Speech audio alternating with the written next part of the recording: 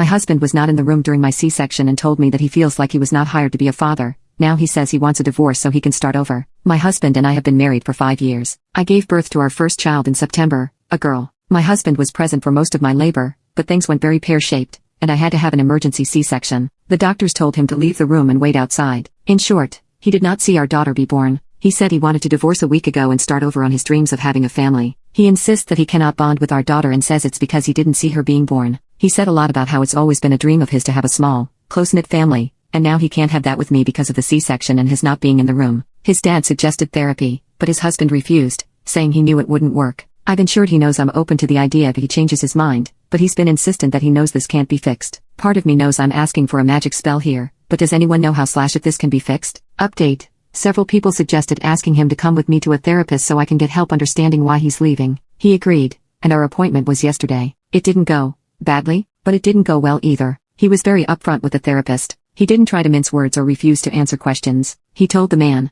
they got to bond the entire pregnancy. That baby is made of their body. I can't compare to that. My work started at birth, and I wasn't there, so I don't feel like I ever got hired, if that makes sense? Yeah, he compared it to not having an employment contract. I get the metaphor, but I'm not sure how it translates to him not being able to bond. The husband insists that it has nothing to do with anything. He didn't care about what I am but how I did. The therapist was very focused on trying to help me understand, and I appreciate that. No complaints about him. I'm still completely in the dark, though, and my husband has started discussing choosing a lawyer. He says he wants a clean break before his daughter gets too attached. Likely final update, we have filed. I have taken daughter and moved back in with my parents, who aren't very happy about the divorce but are thrilled to have the chance to nanny daughter. Life was in stasis for about a week after my last post until father-in-law asked us to come for dinner. He informed me that his soon-to-be ex-husband, Ryan, had asked for help paying a lawyer. He had agreed with the requirement that we all sit down and have one last talk about the situation. He said he thinks that getting this over with would be best for daughter and me, so he's willing to help, but he wanted to take one last shot at fixing it. The one last shot ended up being several hours of talking.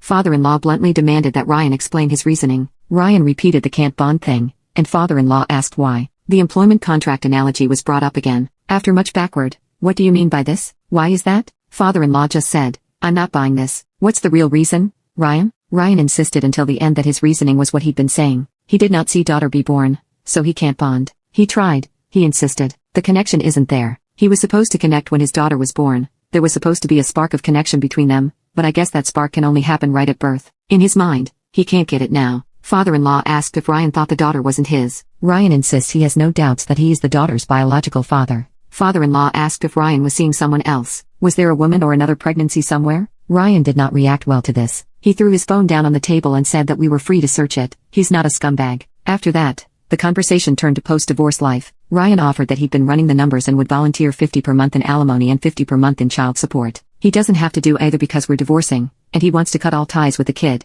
but he wants to be fair. $50 in alimony? Whatever. I have a job and a roof over our heads. I don't need it. $50 in child support? That is a lot less whatever, but I'm refusing to stress about it. The court will handle child support amounts. I'm making myself not angry and letting them deal with it. After that comment, I tuned out most of father-in-law's attempts to talk sense into his son. I think that was when the coffin finally nailed itself shut. I started packing when we got home and went to my parents' house the next day. I'm no longer talking to Ryan. His lawyer talks to mine. We haven't spoken in almost 3 weeks. I don't think I need to tell you that he hasn't shown any concern for his daughter, but here I am anyway. The day after I got there, my sister kidnapped me to her place. We got very drunk, talked about everything, and I screamed a lot. I got most of it out of my system. After that, we had more drinks and watched terrible horror movies. I woke up the next day with a headache from hell but otherwise felt better than I had in a long time. My job can't transfer me. It's just my luck, but I've been promised a glowing reference, and I'm cashing out what little paid leave I have left to add to my savings. Father-in-law asked after the failed conversation if I would be cutting him off. I assured him that he might not see us as much because of how far away my parents live and not knowing where I'll end up, but he's not getting rid of me or daughter that easily. He was very happy to hear that. So that's where I am. Papers have been filed,